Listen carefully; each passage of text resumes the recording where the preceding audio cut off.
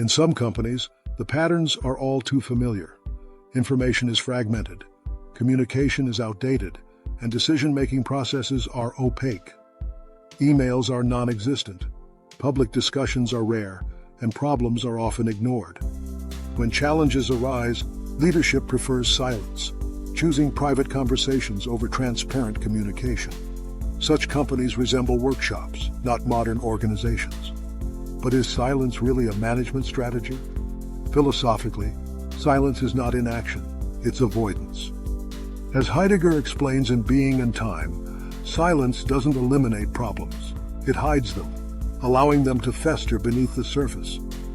Leadership's silence may preserve a facade of authority in the short term, but it delays addressing critical issues, ultimately creating deeper vulnerabilities within the organization.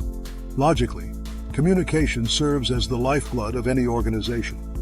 It allows information to flow, fosters collaboration, and supports informed decision-making. Workshop-style management, however, falls into a paradox.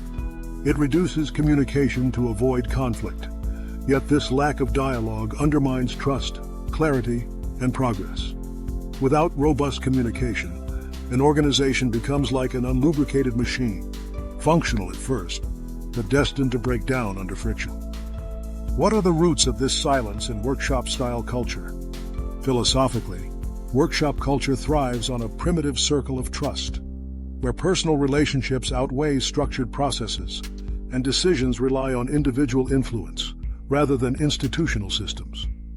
Michel Foucault observed that power doesn't always operate visibly. Instead, it works covertly, shaping behavior and limiting transparency. In workshop-style management, this hidden exercise of power suppresses open dialogue and perpetuates inefficiency. Logically, workshop-style management generates contradictions. Communication gaps create information asymmetry. Ambiguous accountability enables responsibility shifting. Closed decision-making stifles innovation. Path dependence traps organizations in outdated methods, resisting necessary change. In the short term, this approach might appear to maintain stability. However, over time, internal inefficiencies, talent attrition, and a lack of innovation erode the organization's potential.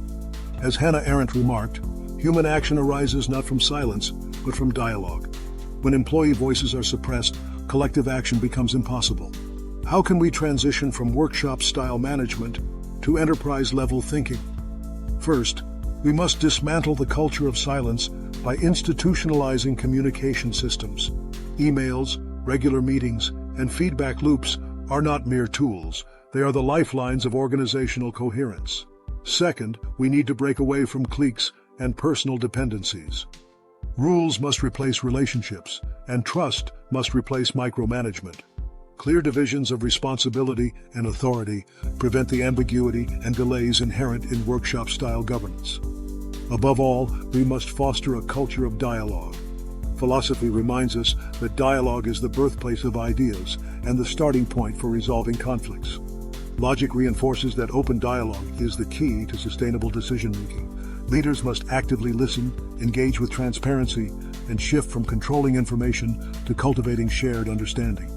Moving from a workshop to an enterprise is not just an operational upgrade, it's a cultural evolution. Workshop-style management relies on relationships.